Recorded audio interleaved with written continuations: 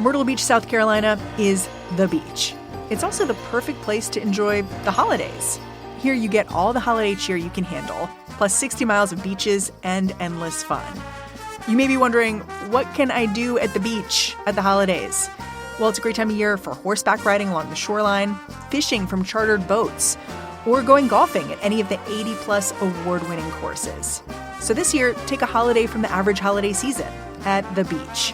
Plan your getaway to Myrtle Beach, South Carolina at visitmyrtlebeach.com. This episode is brought to you by Charles Schwab. Schwab's passion for serving clients is more than just standard practice. It's part of who they are.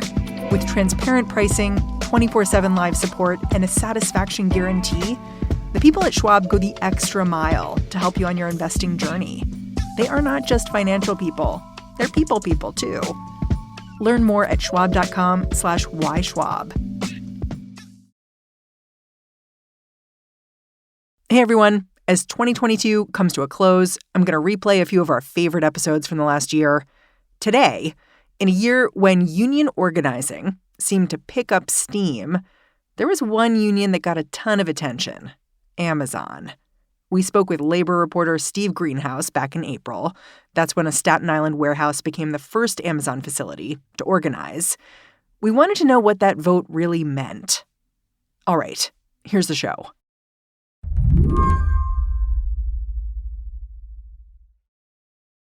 Steve Greenhouse wrote the book on the American labor movement. Literally. It's called Beaten Down, Worked Up: The Past, Present, and Future of American Labor.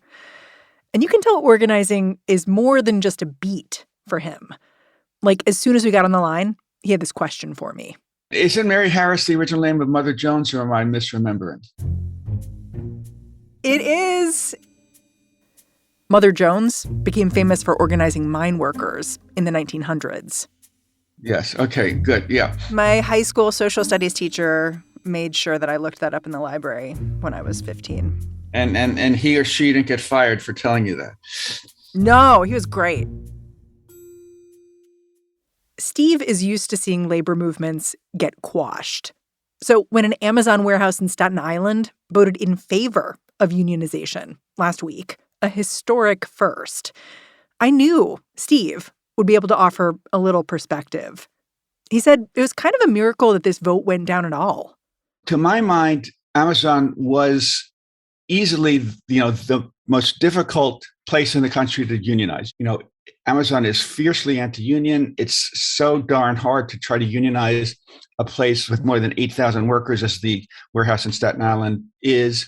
And Amazon is famous or infamous that it has humongous turnover among workers. Workers leave after 8 months on average. So it's hard for a union or for anyone to try to reach out to all these people before they leave. Yeah, it's hard to get a purchase. And also, Amazon workers work so darn hard. So to win at Amazon is just a tremendous victory for labor.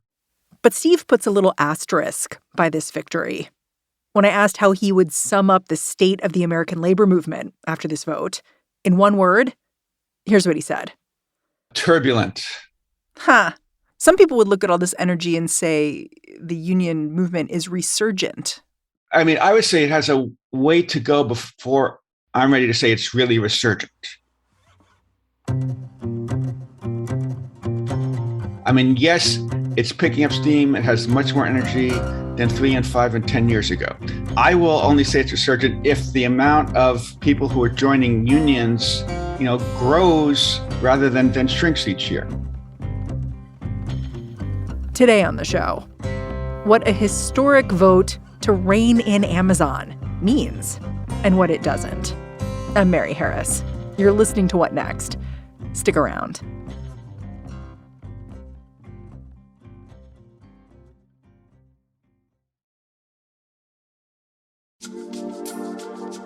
What Next is brought to you by Progressive. What is one thing you'd purchase with just a little extra savings? A weighted blanket, a smart speaker, that new self-care trend you keep hearing about. Well, Progressive wants to make sure you are getting what you want by helping you save money on car insurance. Drivers who save by switching to Progressive save over $700 on average, and customers can qualify for an average of 6 discounts when they sign up. Discounts like having multiple vehicles on your policy. Progressive offers outstanding coverage and award-winning claim service. Day or night, they have customer support 24/7, 365 days a year. When you need them most, they are at their best. A little off your rate each month goes a long way. Get a quote today at Progressive.com and see why 4 out of 5 new auto customers recommend Progressive. Progressive Casualty Insurance Company and Affiliates. National annual average insurance savings by new customers surveyed who saved with Progressive between June 2020 and May 2021. Potential savings will vary. Discounts vary and are not available in all states and situations.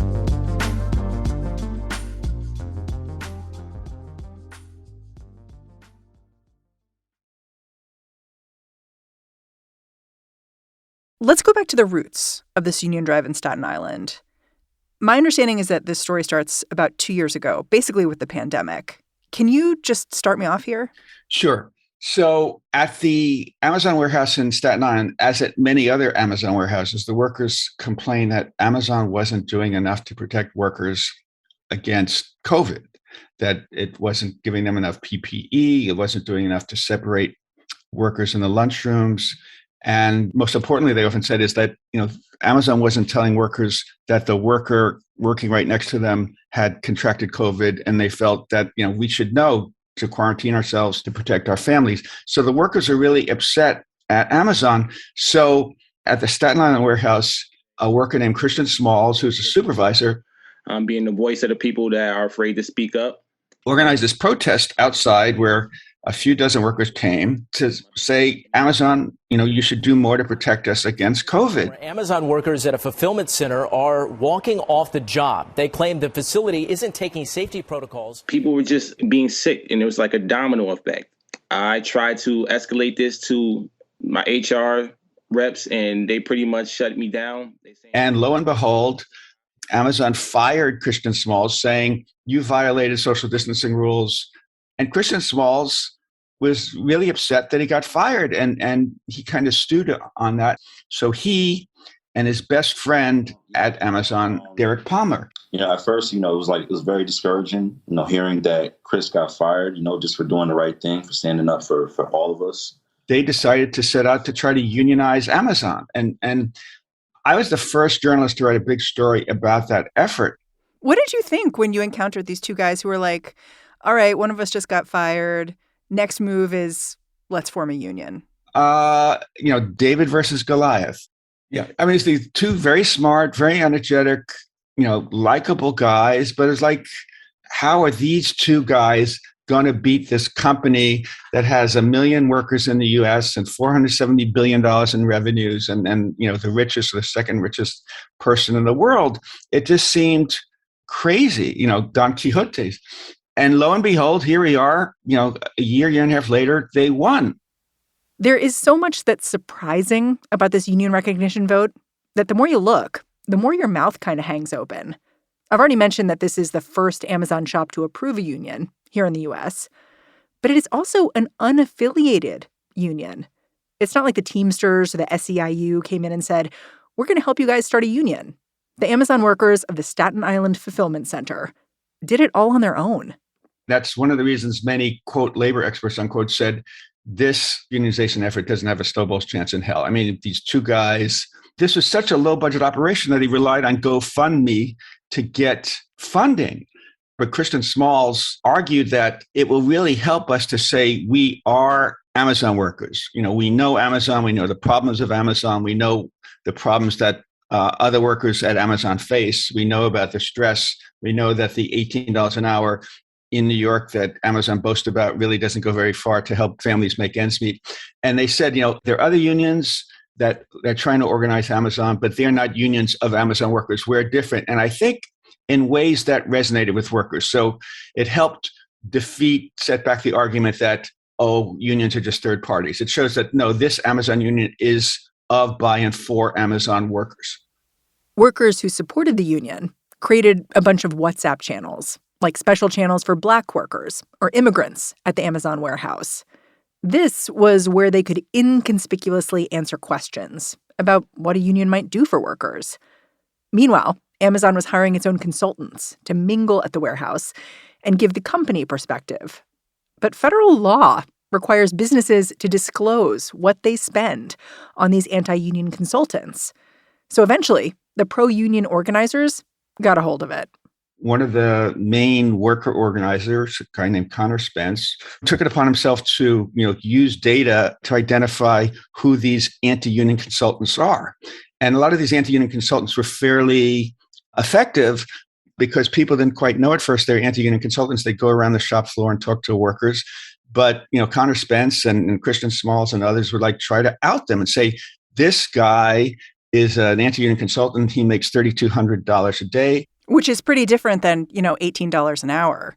Yeah, I mean, it's what many Amazon workers make in a month. So they used data and research to help countervail what Amazon was doing in its big anti-union fight. Amazon had this leaked memo where they called Chris Smalls not smart or articulate, and they said, we want to make him the face of the movement. It seemed to be this interesting turning point for him where he said, okay, I'll be the face of the movement. Sure. Yeah. He said, I am going to make Amazon eat those words. Last week, I was a regular guy. I'm a father of 3 kids. I didn't ask for none of this. On Monday, the world fell into my lap. I'm going to embrace it. And they ain't not battling me. They're battling everybody. It's going to be Amazon versus everybody. It's not going to ever be Amazon versus Chris Smalls. So if that's what they think is going to happen, they're sadly mistaken. A lot of people who aren't very familiar with unions don't begin to realize how hard it is to organize a facility with 8,000 people. It's just very, very hard. Workers are very scared to stick their necks out. They're scared to wear a pro-union T-shirt. They're scared to wear a pro-union button. They're worried they'll get fired or demoted. But what happened in Staten Island is the critical mass developed where a few workers started wearing pro-union T-shirts and pro-union lanyards, and more did, so that people saw this was catching like wildfire, and they weren't so scared, and they were willing to step up. And another difference, Mary, is the unemployment rate is very low now in the U.S. So often when workers think of organizing, they worry, hey, if I stick my head above the parapet, it's going to get shot, or I'm going to get shot, I'm going to get fired, and then I'm really screwed. But now with the unemployment rate so low, workers think, hey, if I get fired, I can easily get a job elsewhere, so I don't have to worry so much. A lot of the coverage of this unionization effort has focused on a bus stop. This is the bus stop where a lot of the warehouse workers go to get to and from work. Why was the bus stop so important? In Staten Island, most of the employees take buses to work. So you could talk to them at the bus stop. And there's this bus stop where each day hundreds, probably thousands of Amazon workers get off buses and get on buses. So these workers are very accessible to the union organizers. Christian and Derek Palmer, they could stand out there and talk to the workers. So the bus stop was really like the epicenter of the organizing. It was just a combination of me and Derek on the inside-outside game. Me at the bus stop, connecting with workers, earning the trust, building relationships. Derek actually inside the building, talking to workers every day. I mean, we've gotten through this horrible pandemic, and a lot of workers were just angry, pissed off about how poorly Amazon treated them, and they're willing to stand up. And of course, during the pandemic, Amazon had record profits, their revenues skyrocketed. The CEOs took more and more money. Jeff Bezos' value rose tens of billions of dollars. And they're saying, I endangered my life every day, getting onto buses, getting on subways, eating next to people in the lunchroom. Why do I have to show for it? Maybe $1 raise where I'm still struggling to make ends meet? I was struck, too, by the fact that this Amazon labor union, it recruited people not just to the union, but to Amazon itself. It helped get workers in the door who liked their vibe and what they were doing. And that helps in terms of getting more support in the unit.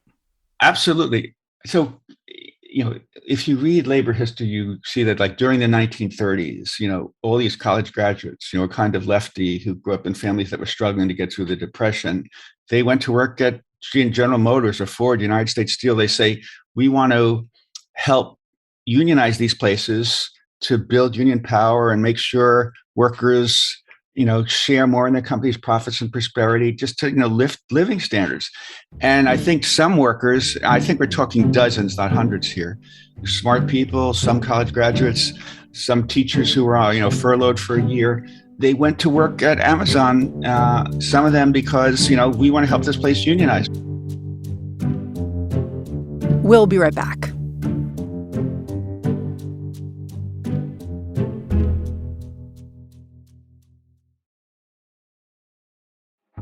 This podcast is brought to you by TD Ameritrade.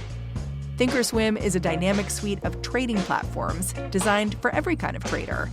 From the advanced tools of Thinkorswim Desktop to the streamlined interface of Thinkorswim Web to the convenience of a mobile app. No matter where you are on your trading journey or how you like to trade, there's a Thinkorswim platform designed for you. Learn more at thinkorswim.com. This episode is brought to you by Charles Schwab. Schwab's passion for serving clients is more than just standard practice. It's part of who they are. With transparent pricing, 24/7 live support, and a satisfaction guarantee, the people at Schwab go the extra mile to help you on your investing journey. They are not just financial people. They're people too. Learn more at schwab.com/whyschwab.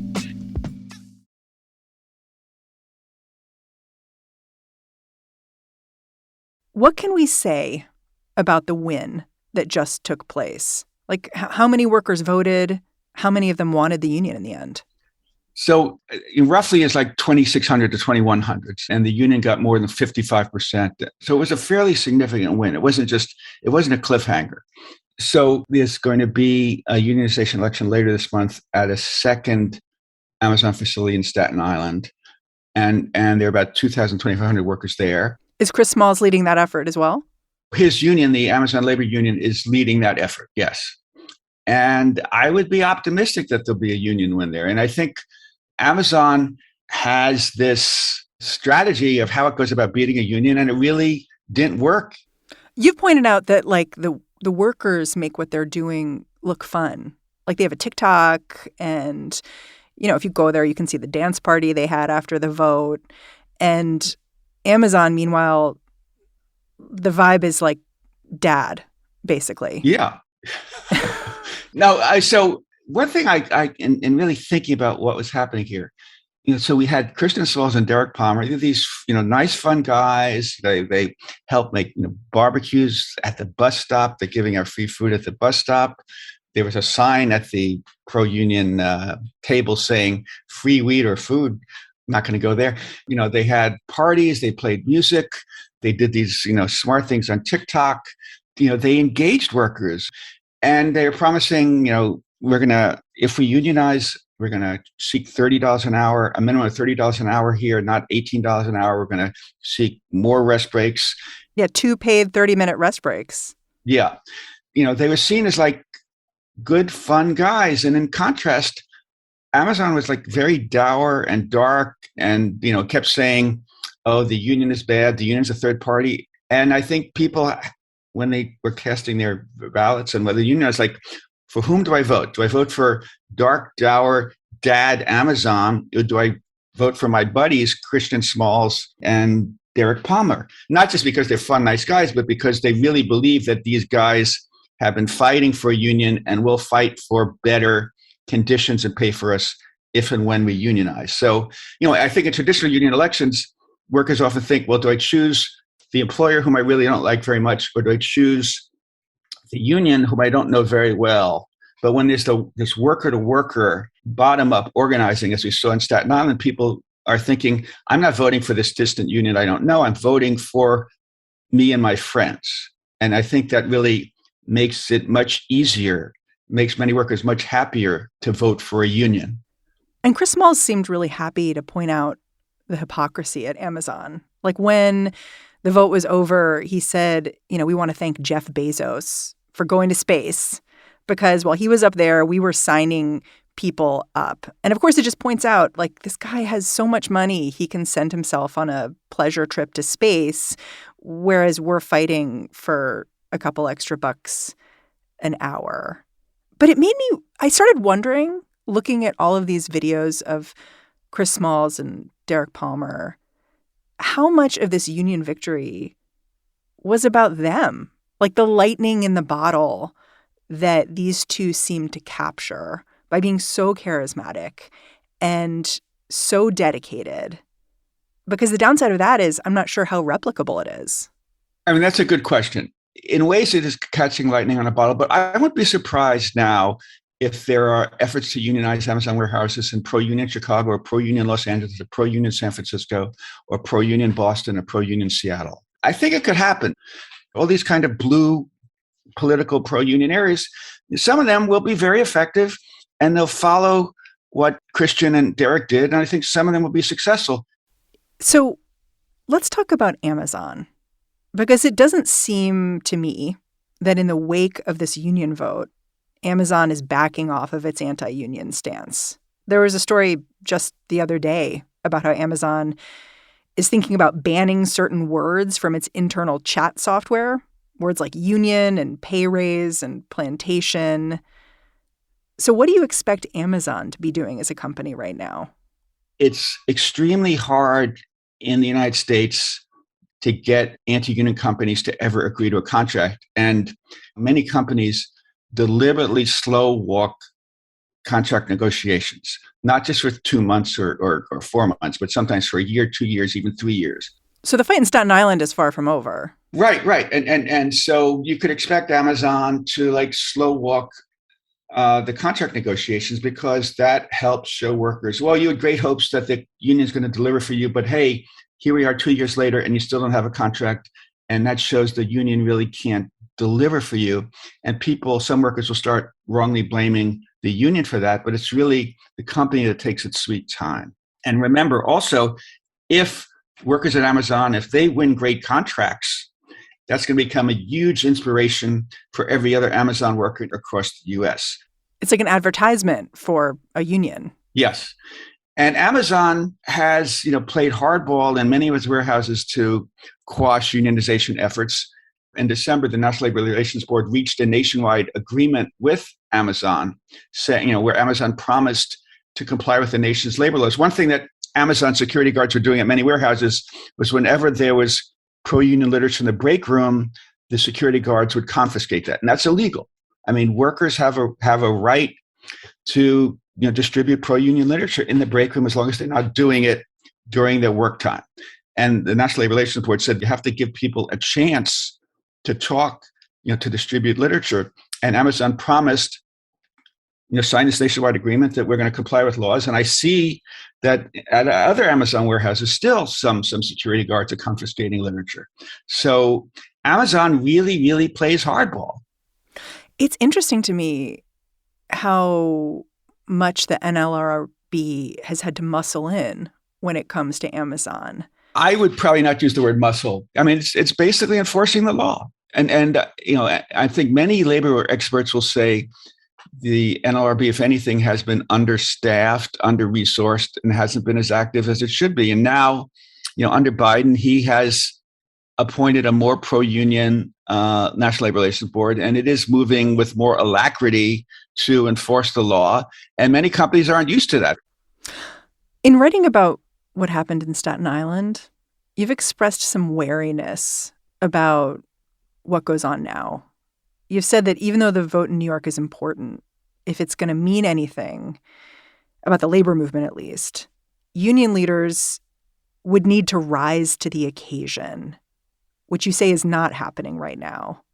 What do you mean when you say that? So what happened in Staten Island is this wonderful model of true bottom-up organizing.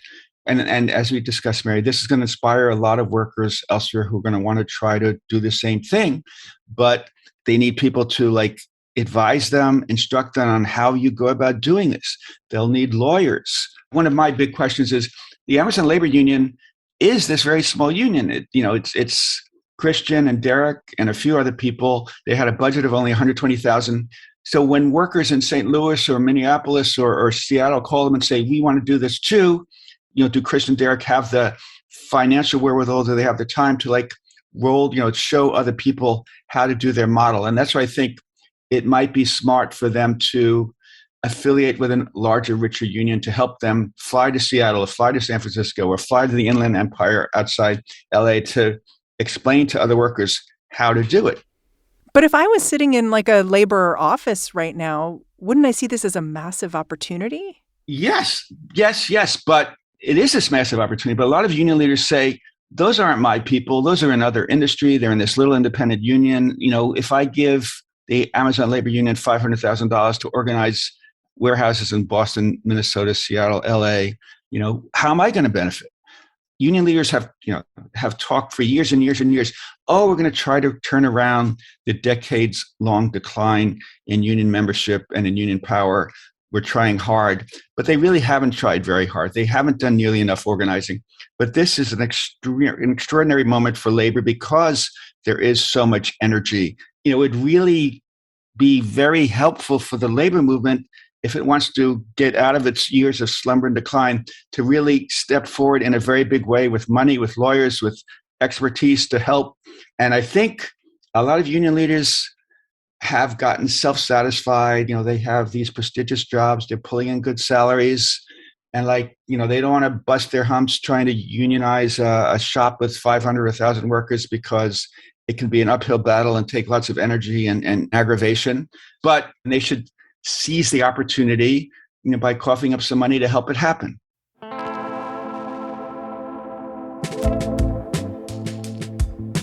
Stephen Greenhouse, thank you so much for joining me. Great to talk with you, Mary. Steve Greenhouse is a senior fellow at the Century Foundation. He's also the author of Beaten Down, Worked Up, The Past, Present, and Future of American Labor. Shortly after this episode aired, in April, Amazon filed an objection to the union vote in Staten Island, trying to overturn it. That objection will likely be rejected, allowing the union to move forward. But the case is still pending, and 8 months after the original vote, Amazon has still not offered a contract. Meanwhile, that second Staten Island warehouse we talked about, it ultimately voted against unionization, delivering a major blow to organizers. As of this recording, the one warehouse in Staten Island remains the only unionized Amazon facility in the country. And that's our show.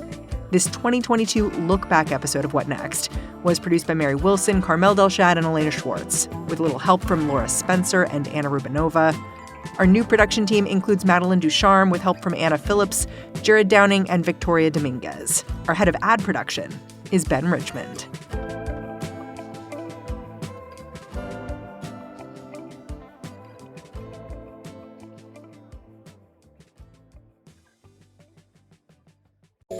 This episode is brought to you by Charles Schwab. Schwab's passion for serving clients is more than just standard practice. It's part of who they are. With transparent pricing, 24/7 live support, and a satisfaction guarantee, the people at Schwab go the extra mile to help you on your investing journey. They are not just financial people. They're people too. Learn more at schwab.com/whyschwab. This episode is brought to you by Best Buy. Whether you're searching for exciting gifts or trying to snag the hottest holiday deals, Best Buy is here to help. From air fryers for the aspiring foodies in your life to smartwatches your fitness friends will love, Best Buy is your gifting destination for everyone on your list. Best Buy makes it easy to get your gifts how and when you need them, with free next-day delivery on thousands of items, as well as same-day delivery and in-store pickup options. Shop great deals on gifts now at Best Buy.